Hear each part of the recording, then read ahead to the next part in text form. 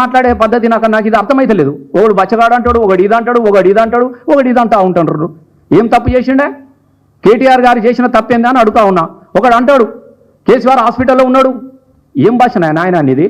అసలు నేను ఆయనకు సూటిగా నేను అడుగుతా ఉన్నా మొదటిసారి. అసలు తెలంగాణ జేఏసీ లేకపోతే నీ ఉనికి ఎక్కడదాన్ని నేను సూటిగా అడుగుతా ఉన్నా. తెలంగాణ జేఏసీ లేకపోతే ఇవాళ కొంతమంది ఎమ్మెల్సీలు కావచ్చు, అక్కడోడు ఎమ్మెల్యే కావచ్చు, కానీ ఆ ఉనికే లేకపోతే, తెలంగాణ జేఏసీ లేకపోతే మీ అడ్రస్లు ఎక్కడని నేను అడుగుతా ఉన్నా దయచేసి. అంతకుముందు మీ స్థాయి ఏంది, మీ గమ్యం ఏంది? మరి ఆ జేఏసీని పెట్టించినటువంటి వ్యక్తి కేసీఆర్ కాదా? ఏ నాయకుడైనా నేను ఒక్కనే ఉండాలనుకుంటే కోదండరాముని పెట్టి జేఏసీ అధ్యక్షునిగా చేస్తాడా చెప్పండి? ఇలా మనం కొన్ని విషయాలు నిజాలు మాట్లాడుకోవాలి మనం. ఎందుకంటే నేను కూడా ఆ జేఏసీలో ధూమ్ధామ్ తరఫున నేను భాగస్వామ్యంగా ఉన్నాను కాబట్టి నేను మాట్లాడుతూ ఉన్నా. ఇలా జేఏసీ ఉంటేనే కదా ఇలా నీ నెత్తిమీనికి ఓ కండు వచ్చింది, ఓ పద వచ్చింది, ఒర్రితే ఇక దీన్ని పిచ్చిలేసింది, మమ్మల్ని కడితే మా కాడ పిచ్చిలేస్తుందని ఒకటి వారదెంగిరు. ఇలా దాన్ని పట్టుకొని ఇక మంటారు చూడు, కుక్కలకు బొక్క దొరికితే కంకుకుంటా ఎట్లా ఉందో ఆ పరిస్థితి కనబడతా ఉన్నది. ఒకరి మీద ఒకడు అంటాడు అసెంబ్లీకి రా. అరే ఆయన అసెంబ్లీకి వస్తారా భయ్? అసెంబ్లీ అనేది కొత్త కాదు కేటీఆర్కు, కేసీఆర్కు, హరీష్ రావుకు. నీకు అసెంబ్లీ పాసు ఇయ్యమంటే దొరకని రోజున కూడా ఆయన అసెంబ్లీలో తెలంగాణ కోసం మాట్లాడుతూ ఉన్నాడు కేటీఆర్. ఇది గుర్తుపెట్టుకోండి. అసెంబ్లీ పాస్, ఒక పాస్ ఇస్తావా లోపటొచ్చి గ్యాలరీలో కూర్చుంటా అని నువ్వు బతిమలాడిన రోజున కేటీఆర్ గారు అసెంబ్లీ మైకు పట్టుకొని ఈ తెలంగాణ కోసం నా పదవిని రాజీనామా చేస్తున్నా అని చెప్పేసి మాట్లాడుతున్నటువంటి స్పీచ్లు ఉంటాయి. ఇప్పుడు అసెంబ్లీకి పోని ఆయన వస్తాడు, నువ్వు అసెంబ్లీకి వస్తావా? నువ్వు ఉన్నావా? అలా నేను అడుగుతున్నా దయచేసి ఏమనుకోకూడదు. ఒకడొకడికి నీకు ఇవ్వడో మాట్లాడుతా అసెంబ్లీకి. అరే నాయన మీకు అసెంబ్లీలో పాసులు ఇస్తే మీద గ్యాలరీ దొరుకుతుందో లేదో రా నాయన, అసెంబ్లీకి రా అని ఒక్కొక్కడు మాట్లాడుతూ ఉన్నాడు. అసెంబ్లీలో లేకపోతే ఏడవైరా? ఈ member of KTR, K Taraka Rama Rao member of listed assembly. ఇది రాసి పెట్టుకోరి. ఎప్పుడైనా పోగలడు, ఏ సభలైనా మాట్లాడగలడు. ఆయన హక్కు, ప్రజల చేత ఎన్నుకోబడ్డటువంటి ఒక వ్యక్తి హక్కు ఆయనకున్నది. ఇది రమ్మనోనికి ఉన్నదా అని నేను అడుగుతా ఉన్నా దయచేసి. లేదు కదా మీకు అది లేకపోయా, మీకు ఏది లేకపోయే, ఏది నోటికి వస్తే అది మాట్లాడి ఎట్లా ఉంటే చెప్పు. రానని చెప్పినారా? ఇవాళ వచ్చినోడు ఎక్కడికి పడితే అక్కడికి రమ్మన్నోడు పత్త లేకుండా పారిపోయినా పెట్టుకొని ఏమో నలుగురు పట్టుకొని రాన్రి కావు కావు కావు కావు కావు రొట్టెముక్క దొరికింది కావు ఏందా ఈ పిచ్చి కాకుల గోల? నాకు అర్థమైతే లేదు. వాళ్ళు కేసీఆర్ గురించి మాట్లాడతాడు. కేసీఆర్ గురించి మాట్లాడనా? నీ అయ్య నాట అయ్యా. ఎస్ బరాబరి చెప్తున్నా. కేసీఆర్ కేటీఆర్కి అయ్య కాదు, తెలంగాణకు అయ్యా బిడ్డ. అది కూడా రాసి పెట్టుకోరు మీరు. కేసీఆర్ లేకపోతే తెలంగాణ ఎక్కడదా? కేసీఆర్ హాస్పిటల్లో వంటనే బిడ్డ నీ ఢిల్లీ మెడల్ వంచి ఢిల్లీ దిగొచ్చింది. కేసీఆర్ నిమ్స్ హాస్పిటల్లో వండి ప్రజల కోసం నా ప్రాణాలు ఇస్తానంటే కదనా మీరు ఎక్కడ పతనమైపోతారని చెప్పేసి నీ చిదంబరం అగాధం మీద అబద్ధపు ప్రకటనలు ఇప్పించింది నీ పార్టీ కాదా అని నేను అడుగుతా ఉన్నా.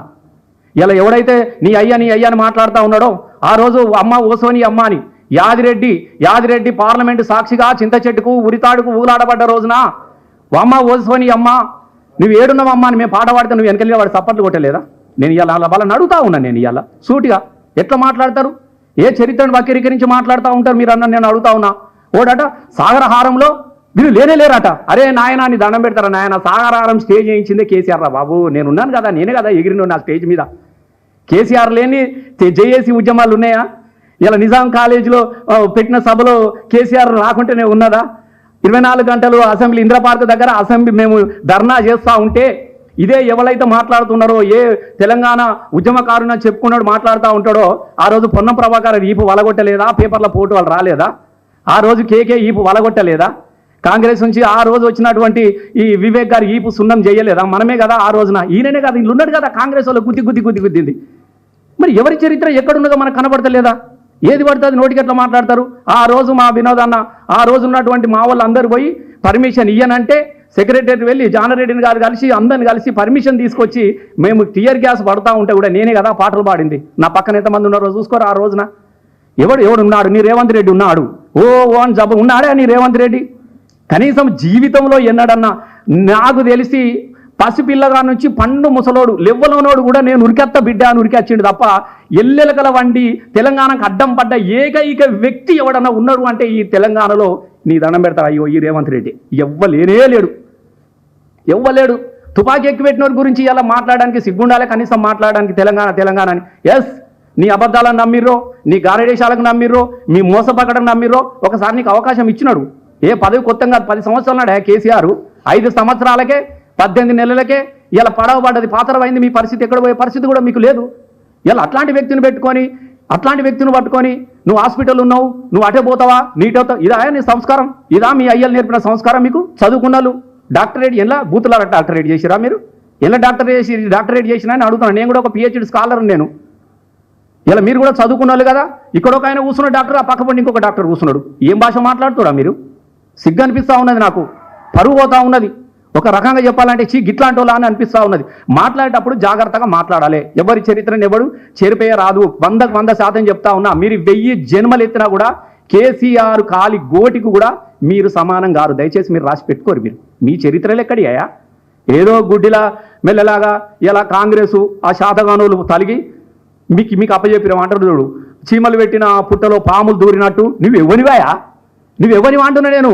అదేదో కాంగ్రెస్ వాడు తీసుకొచ్చుకుంటే పాపం వాళ్ళని తొక్కి పారదింగి అంటే తీసుకొని ఇక పెట్టుకొని తొక్కేసేసి మొత్తం పెట్టుకొని ఇక మేము ఇది చేసినాం, మేము అది చేసినాం ఒకడన్నున్న ఆడయాన్లా కనీసం. దయచేసి నేను తప్పుగా అనుకోకండి, బాధ అనిపిస్తూ ఉన్నది ఒక్కొక్కటి మాట మాట్లాడుతూ ఉంటే.